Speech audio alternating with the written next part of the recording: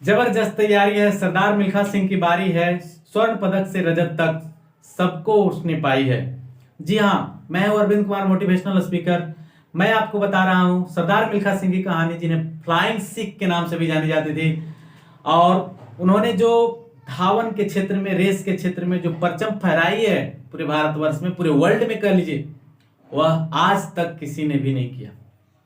उन्होंने एक पहचान और मिसाल कायम किया है पूरे भारतवर्ष, पूरे वर्ल्ड में, और वह पहचान अमिट छाप के रूप में सब दिन रहेगा।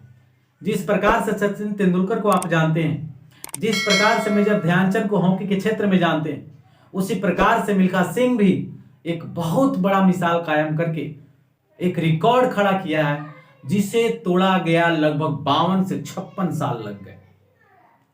ऐसे महान शख्सियत की कहानी मैं आपको शेयर कर रहा हूं। वीडियो को लास्ट तक देखिएगा और पूरा समझने की कोशिश करिएगा कि कैसे आखिर उन्होंने इस महान सफलता को अर्जित किया, कितने बड़े बड़े चैलेंज उनके सामने आए और कैसे कैसे उन्होंने ध्वस्त किया। सबसे बड़ी चुनौती एक बच्चे के लिए, एक व्यक्ति के लिए तब होती है जब उसके साथ माता पिता ना हो, उसका घर वाला ही ना हो। पूरा का पूरा परिवार उनका पाकिस्तान भारत के बंटवारे के समय में नष्ट हो गया, खत्म हो गया, और इसके बावजूद भी उन्होंने हार नहीं मानी। पाकिस्तान में रह रहे थे, पाकिस्तान को छोड़ करके वो भारत आ गए, और इसके बाद लगातार अपने देश में रह करके कुछ करने को ठाने।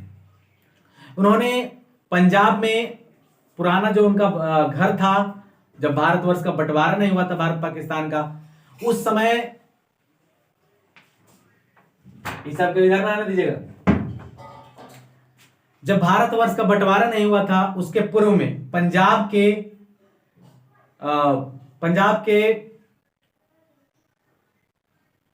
जब भारतवर्ष का बंटवारा नहीं हुआ था तो पंजाब के ही किसी जगह पे वो रहा करते थे। तो वापस जब वो पाकिस्तान से लौटते हैं तो उसी जगह पर फिर वो जाते हैं। वहां पर उनका कोई भाई रहता है, उनके सलाह से, उनके मार्गदर्शन से उन्होंने रेस जीत करके भारतीय सेना में शामिल होने का निर्णय लिया। भारतीय सेना में शामिल होना उनके लिए कोई बड़ी चुनौती नहीं थी, बहुत आसान सा काम था, क्योंकि रेसिंग में ये माहिर थे। बचपन के समय जब ये स्कूल जाया करते थे तो इनका स्कूल घर से 10 किलोमीटर दूर थी, और इस दूरी को आसानी से दौड़ करके कवर करते थे। मतलब इनके लिए यह जो था बड़ा ही सिंपल टास्क था। दौड़ की कला बचपन से एक तरह से गिफ्ट में इनके पास था, तो आसानी से वो भारतीय सेना में भी शामिल हुए। भारतीय सेना में जब वो शामिल हुए तो भारतीय सेना में कभी जो बड़े अफसर होते हैं उनके मतलब मन के अनुसार, उनके चॉइस के हिसाब से कभी रेसिंग हुआ एक बार, ऐसे भी तो होता है सिपाहियों की। उस रेस में जब उन्होंने देखा मिल्खा सिंह को दौड़ते, तो लोगों ने उनके इस टैलेंट को पहचाना और मिल्खा सिंह को तब एडवाइस दिया, सलाह दिया कि तुम्हें किसी और भी तरह के कार्य करनी चाहिए, अन्य किसी और गेम्स में पार्टिसिपेट करनी चाहिए, जैसे ओलंपिक गेम्स में पार्टिसिपेट करनी चाहिए, या और भी तरह के रेस होते हैं पूरे वर्ल्ड में, उसमें पार्टिसिपेट करके कुछ बड़ा हासिल करने की कोशिश करनी चाहिए। और लोगों की सलाह से उन्होंने 1956 के मेलबोर्न ओलंपिक में शामिल हुआ। परंतु 1956 में जो पहली बार ओलंपिक में शामिल हुआ, उसमें उन्हें बहुत बड़ी सफलता तो नहीं मिली, लेकिन बहुत कुछ सीखने को मिला। उन्होंने अपनी कमियों को पहचाना, आइडेंटिफाई किया और उसे लगातार इंप्रूव करने की कोशिश करी, और यही इंप्रूवमेंट रंग लाया। इस कार्य के बाद 1956 के ओलंपिक गेम के बाद उन्होंने ठान लिया कि हमने ऐसे ऐसे रिकॉर्ड कायम करने हैं, इस प्रकार का खेल खेलना है, इस प्रकार का रेस जीतना है जैसे कभी किसी ने बनाया ही नहीं कोई रिकॉर्ड। और 1958 मात्र 2 वर्ष के अंतर, 2 वर्ष के भीतर ही उन्होंने फिर से तैयारी कर डाली और कटक में जाकर 1958 में एक अच्छी प्रतियोगिता जीती, रेस प्रतियोगिता में अच्छा रिकॉर्ड बनाया, और 1958 में ही उन्हें एशियन गेम्स में भाग लेने का मौका मिला।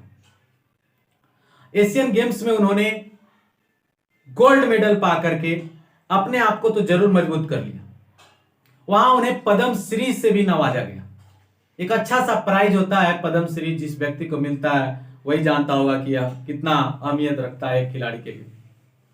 पद्म श्री पुरस्कार पाकर के वो बहुत ज्यादा संतुष्ट नहीं हो गए, चुप नहीं हो गए, रुक नहीं गए। कि अब तो हमने बहुत कुछ कर लिया, बल्कि उससे भी बड़ा टारगेट, बहुत बड़ी उपलब्धि प्राप्त करना चाहते थे वो। और इसलिए वो रुके नहीं, अपने जर्नी को और आगे बढ़ाया और 1960 के ओलंपिक गेम की तैयारी करने लगे। उन्होंने प्रैक्टिस के दौरान बहुत छोटे छोटे टारगेट को भी पूरा किया। जैसे एक सिंपल सा टारगेट बहुत इंटरेस्टिंग बताई जाती है। एक तो दूध का होता है कि वो जब दौड़ते थे तो उनका जो कोच था ना, उनको कहता था कि जब तक तुम रेस को जीतोगे नहीं प्रैक्टिस के दौरान, तब तक तुम्हें दूध का गिलास नहीं मिलेगा। तो दूध का गिलास लेने के लिए वो खूब दौड़ा करते थे। तो इंटरेस्टिंग होकर के काम किया। तो ये भी एक सफलता का कम वजह नहीं कहा जा सकता, बहुत बड़ी वजह कही जा सकती है। इसके अलावा एक और भी काम किया करते थे, वो दौड़ते समय कुछ बांध लिया करते थे वजन, जैसे चक्का, और रस्सी के सहारे अपने शरीर में बांध लेते थे और तब दौड़ा करते थे। दौड़ते समय क्या होता है आदमी के शरीर में, दिमाग में क्या चलता है, वो तो धावक ही जानता है। कितना शार्प फोकस उसका होता है। दौड़ने वाला व्यक्ति का निशाना हमेशा उसके इर्द गिर्द, उसके 400 मीटर अथवा 200 मीटर की दूरी पर सीधा होता है। उसकी पैर कब पहुंच जाए वहां, इस पर होता है। और वही सरदार मिल्खा सिंह प्रैक्टिस के दौरान उसे अचीव करने की पूरी संभावनाओं को कंप्लीट करने की कोशिश करी। वो प्रैक्टिस के दौरान एक और भी इंटरेस्टिंग काम किया करते थे। एक गोल रखते थे कि बाल्टी, जब तक उनका पसीना से, बनियान से गार गार के पसीना गिराते थे, जब तक बाल्टी भर नहीं जाएगी तब तक हमें काम करते रहेंगे, तब तक प्रैक्टिस चलती रहेगी। ये छोटे छोटे टारगेट खाली देखने के हैं, लेकिन बहुत बड़ा प्रभाव करेगा हमारे दिमागों पर, बहुत बड़ी असर है इसका। और इसीलिए उन्होंने 1960 में भी बहुत अच्छे अच्छे रिकॉर्ड बनाए, लेकिन उससे भी उनको संतोष नहीं हुआ, सेटिस्फैक्शन नहीं हुआ, डिसअपॉइंटमेंट नहीं, क्या बोलते हैं, बहुत ज्यादा खुश नहीं हुए। और इसके बाद 1964 के ओलंपिक में भाग लेने के लिए पूरी तैयारी, पूरा जंग की तरह, एकदम जंग की तरह ले लिया उन्होंने, और जितनी भी कमियां थी और उन्हें निकाल फेंका। और 1964 के रेस में उन्होंने वो कर डाला जो पूरा दुनिया नहीं करी थी कभी। अपने रेस को 400 मीटर की दूरी को उन्होंने मात्र 45.73 सेकंड के अंदर कंप्लीट किया। और यह रिकॉर्ड अगले 52 से 56 वर्षों तक किसी ने तोड़ा भी नहीं। 1952 में तोड़ा भी तो भारतीय खिलाड़ी, महिला खिलाड़ी कृष्ण पुनिया ने 2010 में, और इसके बाद 2014 में उनका रिकॉर्ड को तोड़ा गया। लेकिन यह जो परचम फहराई, एक जो कीर्तिमान हासिल किया, वह सराहनीय है।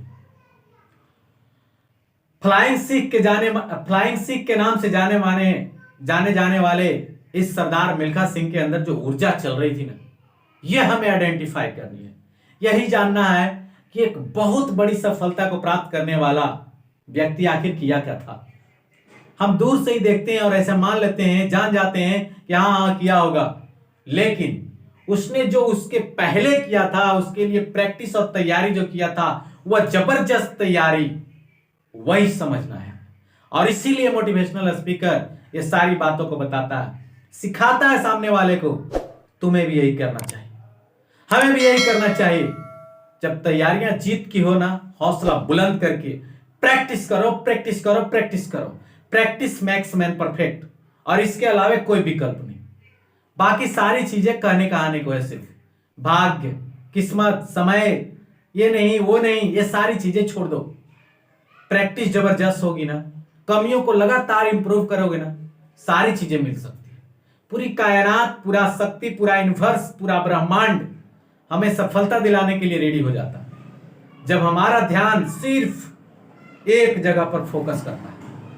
लगातार फोकस, शार्प फोकस्ड होकर के अगर हम काम करेंगे, सफलता निश्चित ही नहीं, एकदम तय हो जाएगी, एकदम कंफर्म होगी, पक्का हो जाएगा, 1000% श्योर हो सकता है। और इसलिए अपने कार्यों को गति दीजिए, उड़ान दीजिए, एक ऐसी तैयारी में लगाइए, एक ऐसा रंग भरिए जिससे सफलता एकदम कंफर्म हो जाए, तय हो जाए, निश्चित हो जाए। थैंक यू वेरी मच आप सभी को वीडियो को अंत तक देखने के लिए। ऐसे वीडियो अगर आप चाहते हैं तो किन पर आपको वीडियो चाहिए, किस अभिनेता पर, किस धावक पर, किस क्रिकेटर पर आपको वीडियो चाहिए, आप कमेंट करके बताइए, मैं वीडियो बनाने के लिए तैयार हूं।